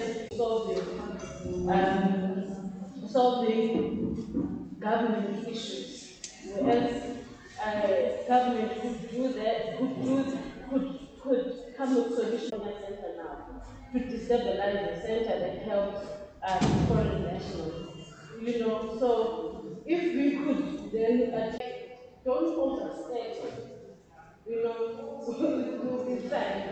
But now, because people are judging each other's thoughts and each other and everything, it becomes this problematic. Ashantewana. My name is Nara. I'm a master's student from America, so that explains my accent. And so my group and I, we discussed how patriarchy starts when you are born. In the household, you know, you see a lot of separation in terms of roles. Men are more likely to go outside and work, and women are in the homes cooking, cleaning, and looking after the children. As part of my master's, I'm actually writing a thesis on a public health issue here in KZN. And while I've been doing my research, I've seen that men are 3 times more likely to work. And if women are working, then they're making a 25% less wage than men here in KZN today. And I think that this has happened, or we think that this has happened for many, many years, many centuries, and it dates back to biblical times where biblical texts were created. And I think we think that it's based on how biblical texts are misunderstood and misrepresented. And my understanding of the history in South Africa before 1994 and how it's still affected today is that these ideas of patriarchy over the centuries has created a foundation for colonization to thrive and for racial divide to thrive. And I think, oh wait, sorry.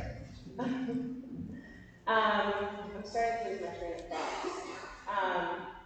What I was going to say is that, you know, for many, many years that this picture created equally. Yeah. Okay, should we take one more from this side, JJ? Or... Sure. Okay, one more table. Let's do this one. Okay, here's our spokesperson. Thank you. Thank you. I'm Songile Mtiane, representing this group. Under Patriarchy, we said the role models here should be parents, because everything goes wrong from homes. And then secondly, we said work shouldn't be distributed to girls and boys. That is really out, because now a small child needs to be taught about respect, nutrition, cleanliness, and related modules, but not self-education. And then we also said there should be community dialogues to be promoted, more NGOs, NPOs to be viable in the communities and embark on social cohesion. And the group felt that as we are sitting like this, all the spheres of government were supposed to be here, starting from the local, that is the municipality locally, the provincial as well as national, so that they will take all our comments and recommendations. And then going to the race, we spoke about economic development or economic growth, if that can be equalized, and politics as well, to be equalized. And then we said also in that one, role models should be parents, because if the parents are talking bad about a certain race group, then the child will learn that. The child will speak the same language that is being spoken by the parents. Thank you so much. All right, thank you, Joanne. Let's take this table. Spokesperson. Hi friends, greetings from our table. We've decided that it's really important, if we're going to not just be a talk shop, we need to have these difficult and uncomfortable conversations, which is a start that needs to be translated into action and service together. So when we serve together, we become friends. We start to break down all those little misunderstandings between cultural groups and different ways of life and heal. A part of that healing also, for both grace and patriarchy, involves acknowledgement, admitting historical wrongs. So, for example, as a white person, it's important for me to get uncomfortable and say, I apologize, I am sorry, and I acknowledge the wrongs of the white people that I come from that have got us here. That means voicing that uncomfortable thing, that's part of the healing for Black people. For a woman, to hear not a Black man, a white man, any man, say, I acknowledge that men have done wrong to women. I acknowledge that it is not right. I acknowledge that I've been part of the problem. And I commit myself, I pledge myself to be part of the solution and to call out men when I see them misbehaving. That's part of the healing process. So we can only truly heal and have peace when we address our traumas and give voice to those issues of our lives. In addition to that, we felt that we could, through working with youth in creative ways, teaching history, balancing our time between social media and arts, using the arts, music, craft, storytelling to rediscover respect and the spiritual values that are in all faiths. And we also talked about how we need, I think maybe Mohammed mentioned it as well, that we need structures like nonprofits, faith-based organizations to unite and work together and serve together, and also call a government to account as a strong, unified voice, and create spaces for meaningful conversations like this. And lastly, see ourselves as a family, as a clan, as a tribe, and a nation, and a world culture, acknowledging the diversity amongst that. Thank you so much. Thank you. Let's come to this table over here. Who's your spokesperson?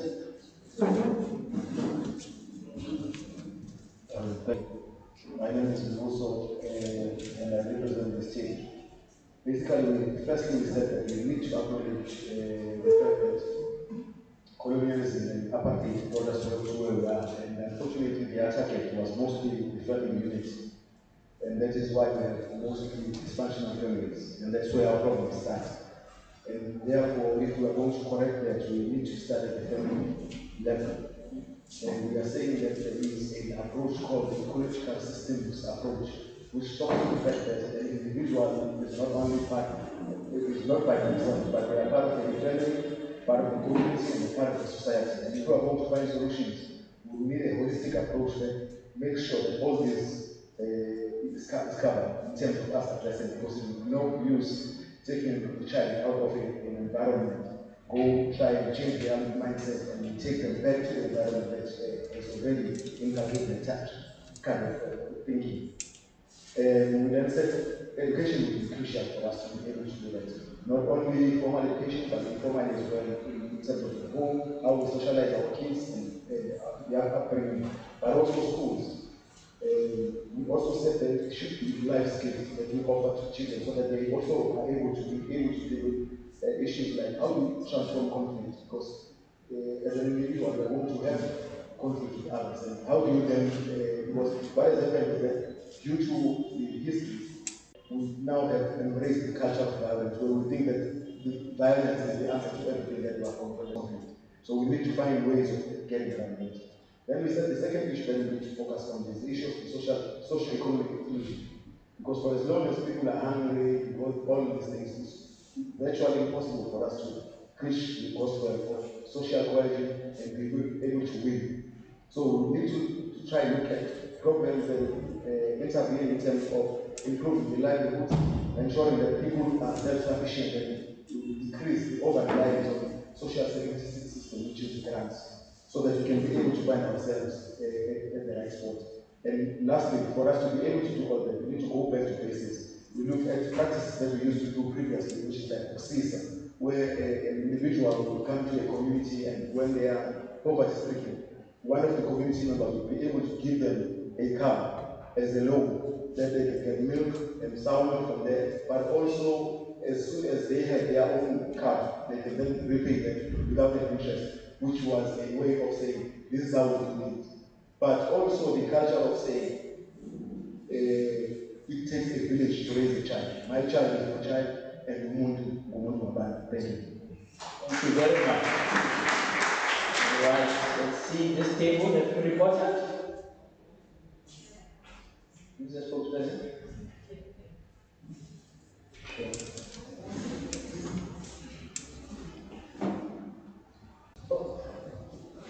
Greetings on that subject, so that we will be able to build a social cohesive community that is patriarchal, or that has redefined patriarchy in a sense whereby it includes everyone.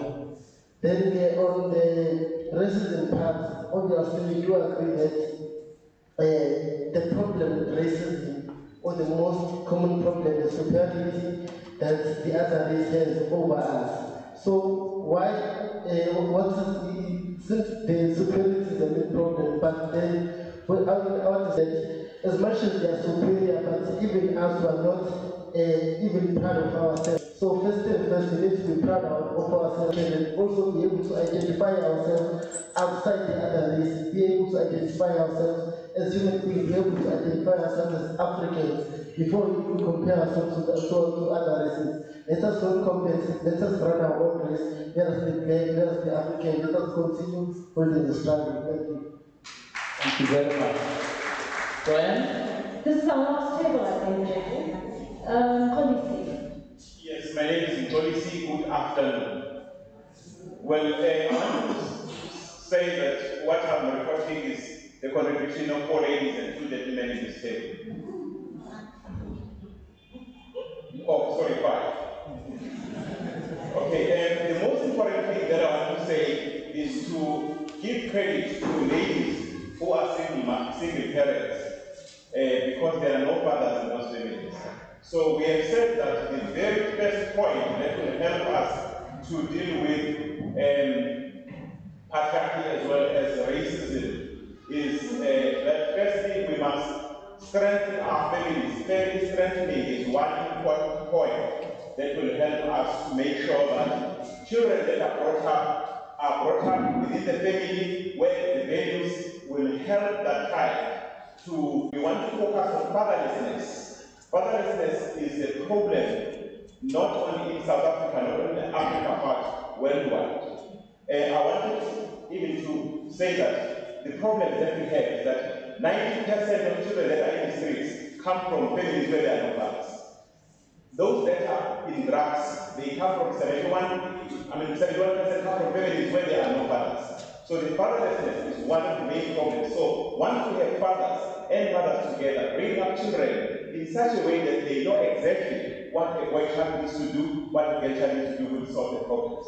Even the child that is brought, say for instance, within the African families, will have certain perceptions about a person of a different race.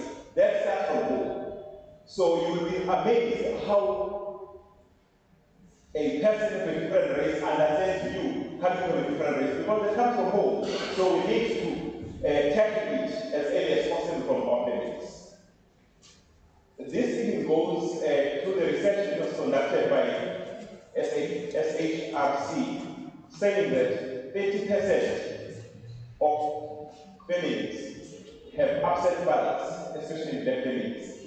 It goes across all the races, saying that 70% in white families, they are fathers. The indication of the problems that we have. The second problem, the first one I said, we are going to use family strengthening as a way to address the issue. The second one, we look at patriarchy, and the ladies in particular said that we need to tame it, saying that we must not throw the baby in the water. So, in as much as we complain about the effects of patriarchy, there are things that we must see what held the community together before, when there was that patriarchy. So those things that are not okay, they must be put aside. But those that will help to bring the oneness, the solidarity in families, they need to be done. Because I was listening to some of the colleagues here talking about those things that we need to do, like Caesar, where families help each other with some livestock, take your livestock to somewhere else. Please, someone else. well, let's intimidate it. But the main point is that people must make sure it happens in many communities, especially in South Africa. We are a sports country and we have seen how it unites the country. Thank you very much. Thank you. That was fantastic. And I'm not sure how much time we still have, because I thought maybe we can get, if you somebody has a burning thing that was not covered by any of the tables and wants to say something before we get the way forward, this is the time. You can raise your hand and I can come to you. If there's something burning that's not mentioned by any of the people here, is there a hand over there? Unpopular, but it's my view. I think the issue of, as African, one currency and Africa without borders, because if you can look back at how exactly the border started, it was colonizers who were dividing our Africa. And they did demarcation according to what countries or what section of Africa they are. Now, if we want to have a united Africa, we need to deal with this issue of borders, so that we all be one people, we all be African, because at the end of the day, we are all African, same color, and we may be different in terms of languages, but in essence, everything of ours as black people and as African is similar. Thank you. Very much. Thank you. I'm not so practical how we're going to do that. Who's the next person? Oh, okay.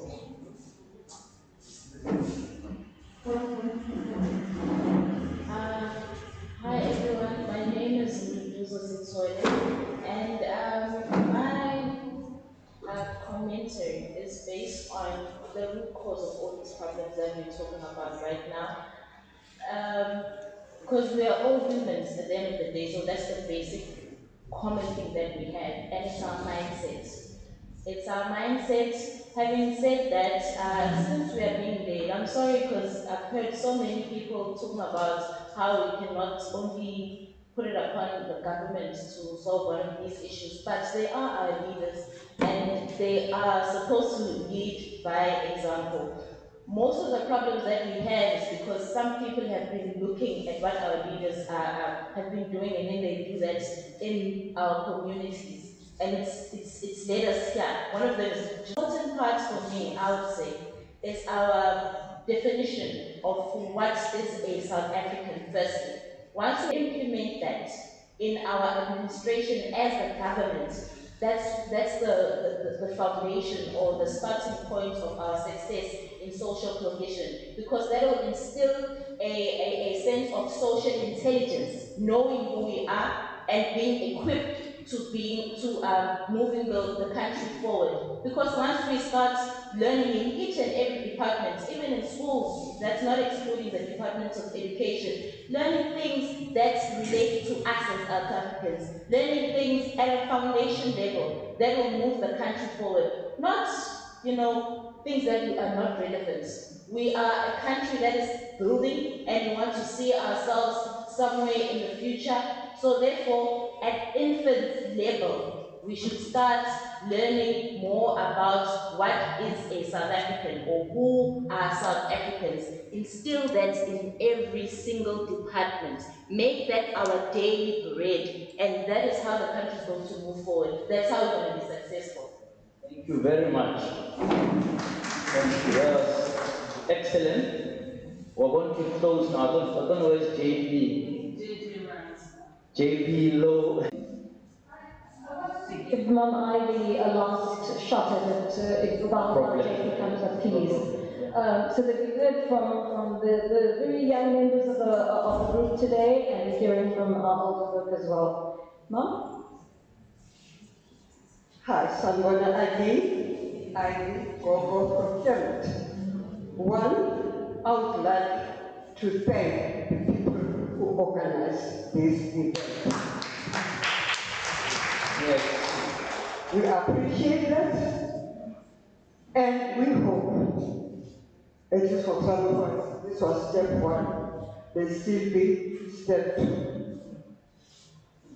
Actually, when it comes to topics like socialization, colonization, neocolonialism, I am not sweet tongue, ladies and gentlemen, because it's touched right at the bottom of our hearts.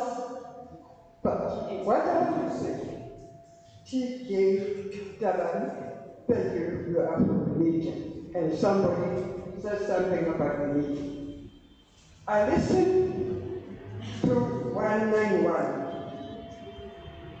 What I'm trying to drive at here, which is the first thing which the colonizers do, they destroy and despite the language of the people who they want to colonize. I listened to 191. Find out, those who like to do research, how much English we find in 191. Now again, quotations, citations from the English language. Listen to English news, 4 or something or 4 something. You hardly hear something said in Zulu. In other words, the English language must be spoken and spread pure. The African languages must be diluted by foreign languages. So a gogo in Ogoma listening to 191. 403, we speak Setswana there. Let's say in the middle of English. I do the English. I hope that meeting will include things like decolonizing the land, the scramble for Africa, etc., etc. But what I would like to also ask people to do, the organizers, that these things don't remain talk show. He talks, A said this, he said something. We would like to have either a summary in the form of minutes or a report. We must be able to go back to our people because we come in not as individuals to represent ourselves. We want to report back and say, I went to that event and this and that. Ladies and gentlemen, we are digital here. It's going to provide us. We just have a group and then you say that someone. You are saying, I can. Yeah, thank you. Thank you so much. I think the big takeaway there is that this thing should not just be a talk show. So in order to do this, since 94, there was this way, I don't know whether this way was before 94, Boss Berra. It means meetings and workshops. We were a nation that likes to gather and talk, but a nation that doesn't often act on what they are talking about. So the last Social Cohesion Dialogue Summit national was in 2012. And Mr. Mohammed was saying here in KZN, the same work with our social cohesion advocate to make sure that some of the suggestions, brilliant suggestions that came out, for example, there was something about community conversations over there. Something that, it can't organize itself. It must organize it. Somebody must make sure it happens. And that can be an initiative of civil society, like this dialogue. This dialogue is not an initiative of government. And by the way, we must give a big round of applause to Delima, Canon Delima. Right? Canon Delima, Canon, in the American check, Canon is the highest thing you can be. Canon. Right? It means it's like, because in the army it would be like the general of the army. Right? But in the church we call her Canon Delima. She's been awarded by the Archbishop of Canterbury. Right? And award just recently. She took an initiative to approach the government and say, hey, what about this social cohesion thing with 20 years of, can we revive it? And that's why we are here. But to take it forward, you can't come to every little corner of South Africa. You gotta do that yourself. So we're gonna need 5 volunteers, right? And if you are not part of the 5%, you're not getting involved. Because they'll then, organize that everyone's involved. Like we were told earlier today that faith communities or NGOs, that some that feel left out of the whole thing, can then be brought together. So we're going to do that now. I want just to raise your hand to volunteer. Tell us who your name is. We just need 5. Okay, I know you are all volunteers here. I just invite who we can, is that right? Please state your name and say a name. Somebody will take your name and contact. My name is Krelan Mswedi. Krelan Mswedi. Here, there? Yes. Second volunteer? Policy? New song. Right, go to this side. Let's go that side. I need, let's make it a gender balance thing first. I need a gender balance. Right.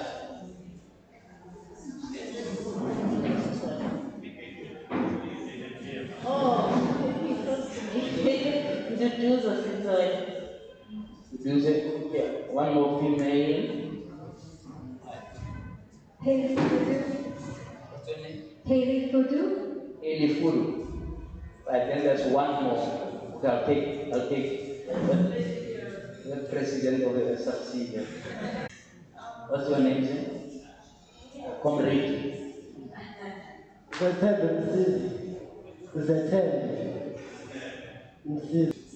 Let's say key. Okay, sorry. Right, we got the 5 volunteers. If you were not a part of the 5, doesn't mean you won't be involved, right?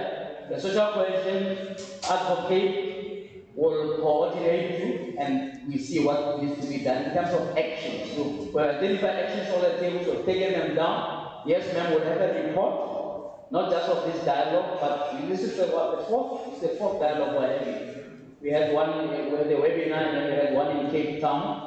And one in Johannesburg, right? And then after this one, we'll have one in the Free State and Northern Cape. Now, are saying about these same issues. So we're not going to let it be a talk show. That's really nice. Thank you everyone for participating so well and for all your ideas and thoughts. And I really hope we can take it forward. The team that's put it together. Okay, well, let's give them both a hand of applause.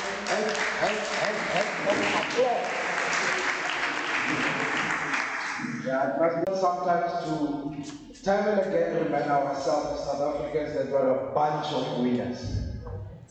I mustn't forget that. Must never forget it. No matter what the hardships that we tend to be facing at particular times. I happened to attend the game of South Africa playing with Wales, the rugby game. It was actually my first experience to go to a live rugby game. So my own social cohesion moment there in many ways.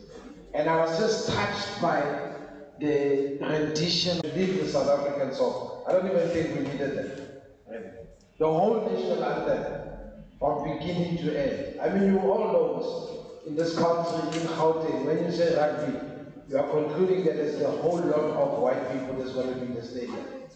And it was exactly that. But the singing of the nation, and is now also going to the Commonwealth Games to defend the title that he had before. So this is what I mean when I say we're a bunch of winners as a nation, and that must never escape us. And when we come to spaces like this, it's really about our family. I fully agree that we shouldn't just talk all the time, we must act. But we do also need to conversate. We tend to sometimes assume there's difference between each other, and that prevents us from moving forward. The day when you were born, by the way, I think children for me are probably the greatest, most consciously clear persons. Because the child when they're here and they're busy playing with the chair, is probably not thinking about the fact that in the next few seconds they're going to be standing over there, doing whatever. And when they move from here to there, in this country, you have, or this part of the world especially, and all of the other things that we know that exist. There's another winner this weekend that landed on our shores. He goes by the nickname of Last Born. I don't know if any of you know him. His name is Zolani Ted. Does anybody know him? You know him? Okay, Google. Right? It's got a long title, but I have to take this thing to make sure I don't say anything wrong. They say he's the new super bantamweight IBF international, WBO international champion, and Commonwealth champion. Long title. And this past weekend he was in the United Kingdom where he beat up a fellow called I forget the guy's name now. Some guy from that part of the world.